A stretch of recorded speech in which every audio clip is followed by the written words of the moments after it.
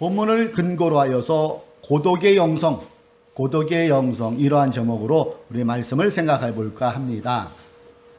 오병이어의 기적을 체험한 궁중들은 흥분했습니다. 말 같지도 않은 일이 현실적으로 벌어져서 어른들만 5,000명, 약 수만 명의 사람들이 배불리 먹고도 12광지리가 나머지는 그런 놀라운 기적을 그들의 눈으로 직접 보게 되죠. 흥분한 군중들은 이 기적을 행하신 예수님을 그들의 왕으로 삼고자 합니다. 갈릴리 바다의 해변 언덕에 모인 수많은 군중들은 예수를 왕으로, 예수가 유대의 왕이다, 이런 연호를 하면서 주님을 자신들의 어깨에 메고 환호성을 칩니다. 곁에서 이 광경을 지켜본 제자들 또한 흥분하기는 마찬가지입니다. 와, 정말 예수님이 왕이 되실 수만 있다면 우리도 지금 하는 이 고생 끝이다. 왕의 신하가 되는 거잖아. 정말 그렇게 되면 좋겠다. 내심 기대가 컸습니다. 그러나 주님의 반응은 너무나도 차가웠습니다. 군중들의 환호를 뒤로한 채 심각한 표정으로, 결의에 찬 표정을 가지고 열광하는 군중들과 제자들을 뒤로한 채 혼자 산으로 잠적해 버립니다. 오늘 우리가 읽은 15절 하반절에 그 내용이 나오죠. 혼자 다시 산으로 물러가셨다. 제자 한 명 안 데리고 홀로 산으로 들어가시는 주님의 모습이 여러분 연상되어지시죠? 여기에서 다시라는 말은 그 전에도 이렇게 종종 혼자 산으로 들어가셨다는 것을 내포하고 있는 단어입니다. again. 실제로 오늘 본문 말고도 예수님은 그렇게 홀로 한적한 곳을 찾아 기도하셨다는 그 구절이 공관복음, 마태, 마가, 누가복음에 보면은 여러 군데서 발견이 됩니다. 대표적으로 마가복음 6장 32절에 보면은 이에 배를 타고 따로 한적한 곳에 갈새. 누가복음 5장 16절에는 예수는 물러가사 한적한 곳에서 기도하시니라. 또 마가복음 1장 35절에 보면은 새벽 아직도 밝기 전에 예수께서 일어나 나가 한적한 곳으로 가사 거기서 기도하시더니, 이러한 구절들이 여러 곳에서 발견되고 있어요.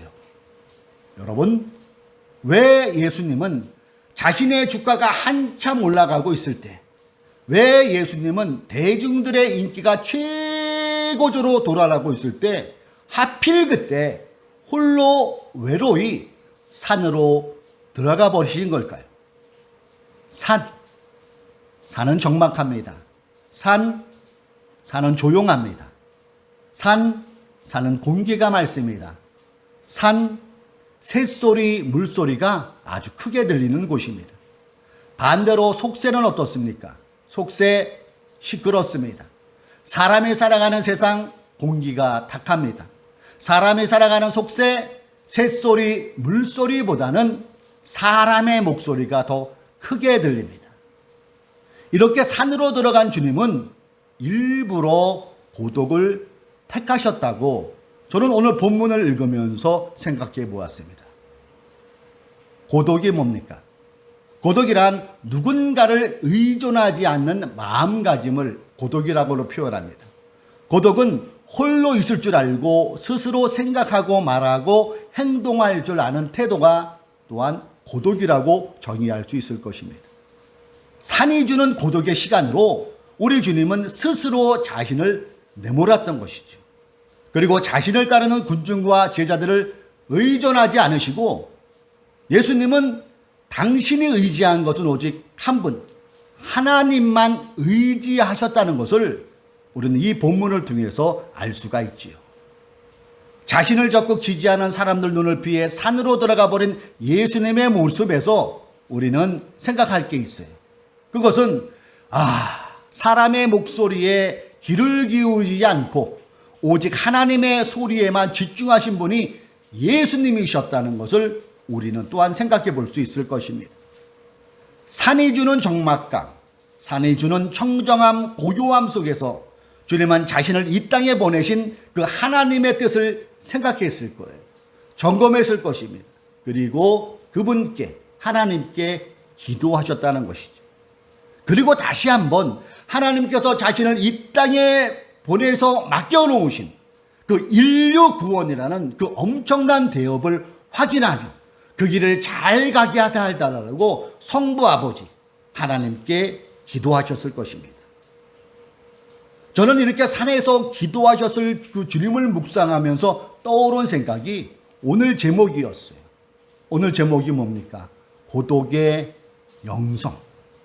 스스로 나를 세상과 떨어진 곳에 두고 한적한 곳에서 기도하며 하나님께 기도했던, 그리고 나의 신앙을 점검하고 그분의 뜻에 맞는 삶을 살아가게 해달라고 성령님의 도우심을 구하는 게 신앙인이 갖는 고독의 영성일 것입니다.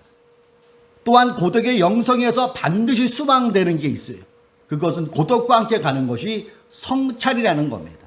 성찰, 즉 자기의 마음을 반성하며 살피는 것, 이것이 사전이 전이하는 성찰이에요.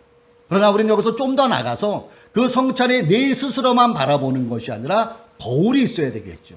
그 거울이 무엇입니까? 오늘 우리가 함께 읽은 이 성경이겠죠. 이 성경을 내 앞에 두고 내 마음에 두고 이것을 거울 삼아 나를 살피는 것, 이것이 신앙인이 갖는 성찰일 것입니다. 세상이 속삭여주는 더 높아져라, 더 부자가 되라, 더 출세하라, 여기에서 주님의 말씀을 비춰두어 때 주님의 말씀하시는 사랑하는 내 자녀야 더 겸손해라, 더 사랑해라, 더 복음을 내 삶에서 증거하라는 그 소리를 듣는 것이 신앙인이 취하는 성찰의 모습이고 고독의 영성의 모습이라는 것이죠.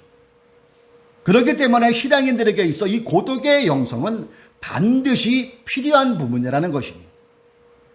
우리가 어떻게 생각하면은 고독에 비슷한 말, 외로움, 똑같은 말일 것 같은데 제가 이 말씀을 주면서 사전을 찾아봤더니요, 많은 차이가 있더라고요. 고독과 외로움은 다른 것이더라고요. 외로움은 단절과 고립을 수반하는 감정이죠. 뭔가에 의존하는 사람이 그 뭔가로부터 단절되거나 고립되었을 때 마음에 느껴지는 상태, 이게 외로움이더라고요. 그리고 이 외로움이 극대화되면 나타나는 반응이 우울증입니다. 외로움을 순간 잊기 위해, 그 우울증을 잊기 위해 사람은 술을 가까이 하는 사람도 있고, 취미생활에 몰두하는 사람이 있고, 이성에 몰두하는 사람이 있고, 더 심각한 것은 마약에 의존하는 사람들도 우리 연예인들 통해서 우리는 심심치 않게 보고 있는 상황이에요. 그래서 나온 얘기가 군중 속의 외로움이라는 말이 여기에서 나왔던 거 아닌가 하는 그런 생각을 합니다. 즉 이렇게 외로움은 내가 원하지 않는데도 찾아오는 게 외로움이에요. 여기 예배드리는 여러분 모두가 외로움을 원해서 얻어보는 분은 없어요. 뭔가의 단절, 누구와의 이별, 아니면 직장에서의 어려움, 그 속에서 찾아오는 고립 속에서 나오는 게 외로움이잖아요. 반대로 고독은 뭡니까? 고독은 내가 원해서 스스로 혼자 있는 것, 주체성이라는 것을 우리는 생각해 볼 수 있어요. 즉 고독은 스스로 홀로 떨어져 있는 상태, 이것을 고독이라고 생각할 수 있죠. 다르죠? 외로움과 고독은 다른 거더라고요. 이렇게 고독은 세상과의 단절에서 오는 감정이라면 외로움은 관계가 단절되었을 때 오는 감정이라는 것이죠. 오늘 본문에 나오는 혼자서 다시 산으로 물러가셨다. 여기에서 우리는 주님은 자발적 고독을 택하셨구나를 우리로 하여금 생각하는 구절이 틀림없는 것 같아요. 그리고 이 자발적 고독은 대단히 주체적이고 능동적 선택이라는 것도 우리는 생각해 볼 수 있어요. 또한 이러한 주님의 자발적 고독은 신앙생활하고 있는 우리에게도 꼭 필요한 것이구나를 또한 생각해 볼 수 있다는 것이죠. 불가에서는 지금 이 기간이 동안거 기간으로 저는 알고 있어요. 불가에서는 1년에 2번 이 안거를 갖는데 여름에 갖는 것을 하안거, 겨울에 갖는 것을 동안거로 해요. 여기서 멀지 않은 5대상, 우리나라 5대 사찰 중에 하나의 본산인 5대상 월정사를 가면은 수행 중입니다, 출입금지라는 것을 여러 번 보신 분들 계실 거예요. 그 안에 지금 이 시간에는, 바로 이 시간에도 그렇겠죠. 스님들이 수십 명, 수백 명의 수면들이 모여들어서 약 3개월 정도 수행을 갔습니다. 그때는 세상의 뉴스 차단합니다. 스마트폰 차단합니다. 세상의 소리에 귀를 닫습니다. 그리고 본인에게 주어진 화두 하나만을 가지고 늦은 밤까지 식음을 얻어보는 식음을 전폐하서까지 용맹정진하고 있는 게 불가에서 말하는 동안고의 모습입니다. 물론 종교는 다르지만 우리 그리스도인들이 이 부분은 한번 생각해보며 본받아야 될 부분이 있지 않나를 저는 생각해 보았습니다. 여러분, 연말입니다. 사람마다 다르겠지만 분주한 게 연말이에요. 교회도 분주합니다. 직장에서도 분주합니다. 모임도 많습니다. 그런데 이런 분주함은 2000년 전 주님의 귀에 들려왔던 군중들의 함성과 오버랩이 된다는 거예요. 예수를 왕으로, 예수를 왕으로, 이 소리에 예수님이 이 땅에 오신 목적을 헷갈리게 하는 것처럼 자칫 분주함, 그 분주함 속에서 산이 주는 적막감, 고요함, 그 속에서 나를 돌아보는 성찰의 시간을 이 분주함은 자꾸 뺏어버린다는 거예요. 그리고 자꾸 크게 들리게 해요. 세상의 소리를. 예수를 왕으로 하는 큰 소리처럼 세상의 소리, 더 인기를 가져, 더 명예를 가져, 더 권력을 가져, 재물에 우리의 마음을 쏟아, 더 이것이 분주함 속에서 들려오는 세상의 소리라는 것, 여러분 생각해 보지 않으셨습니까? 그리고 그 결과는 하나님의 뜻과는 거리가 멀어도 아주 먼 그런 신앙생활이 되는 거예요.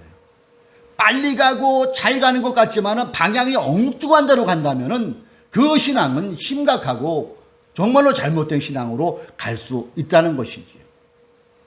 우리 주님은 군중들의 왕위 옹립을 단호히 거절하고 단호히 뒤로하고 산으로 가셨습니다. 적막감마저 감도는 산에서 주님은 기도하셨어요.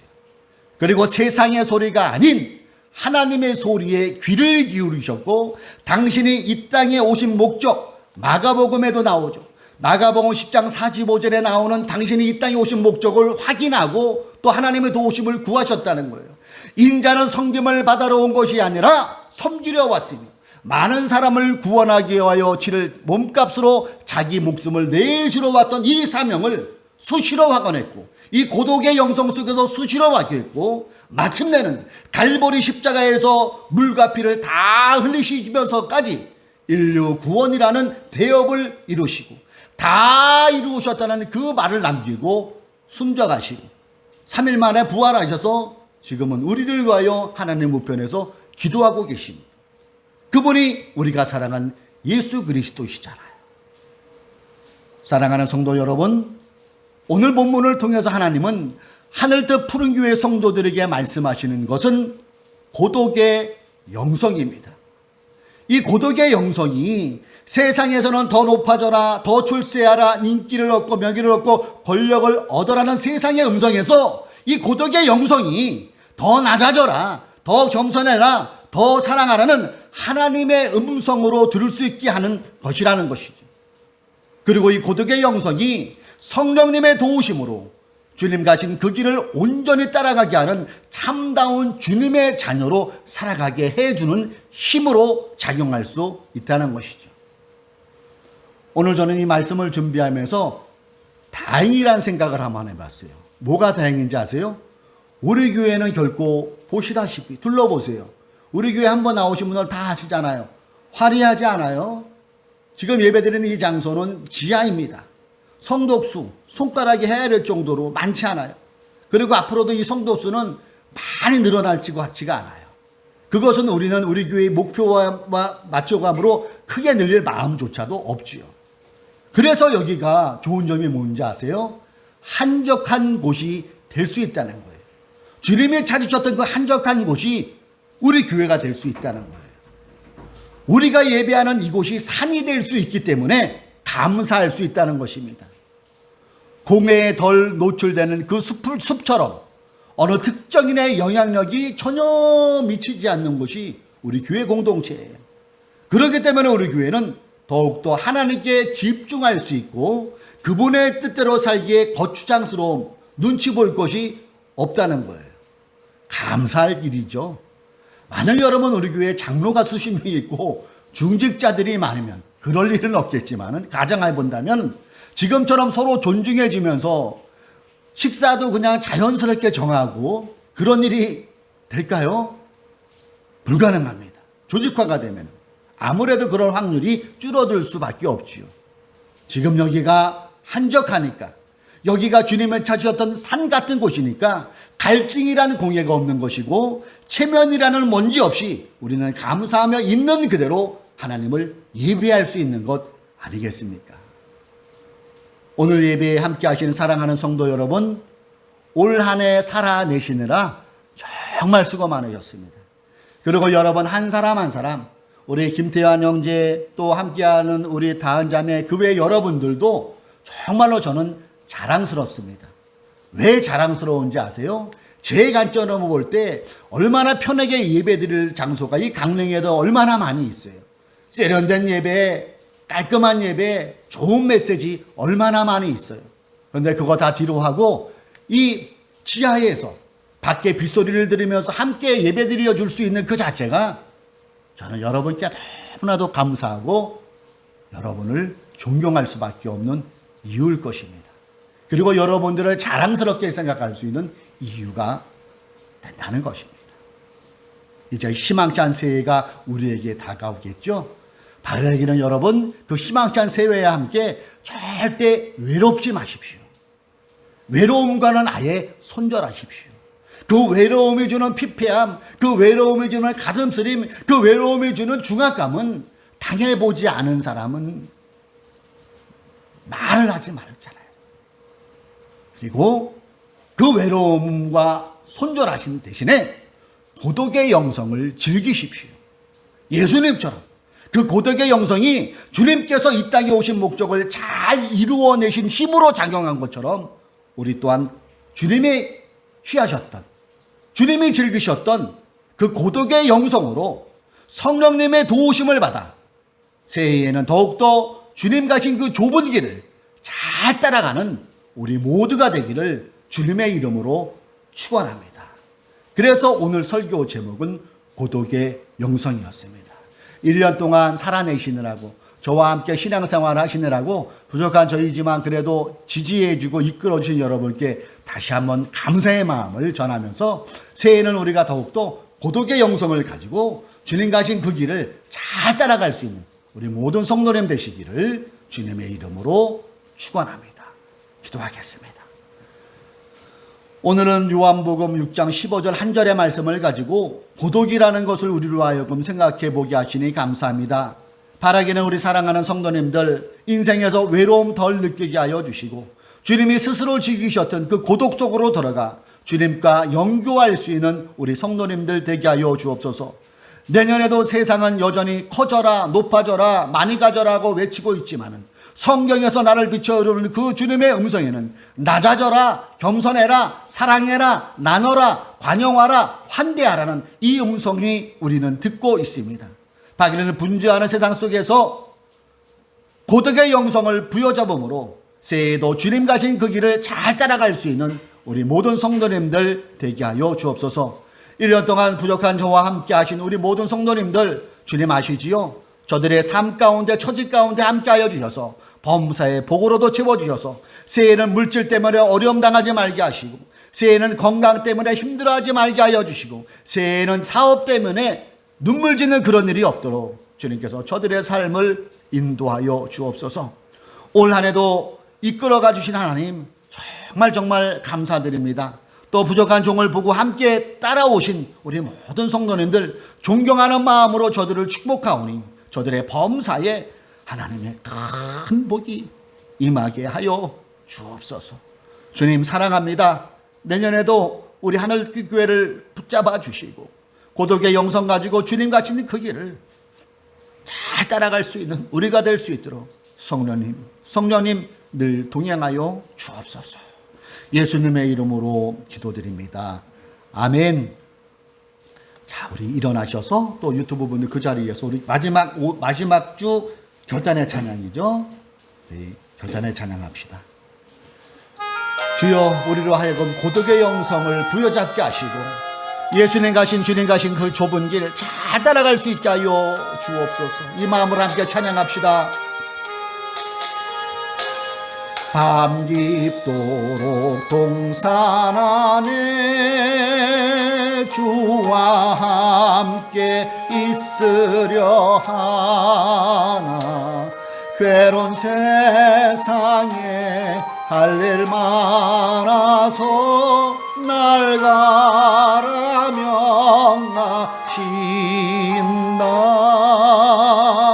주님 나와 동행을 하면서 나를 친구 삼으셨네.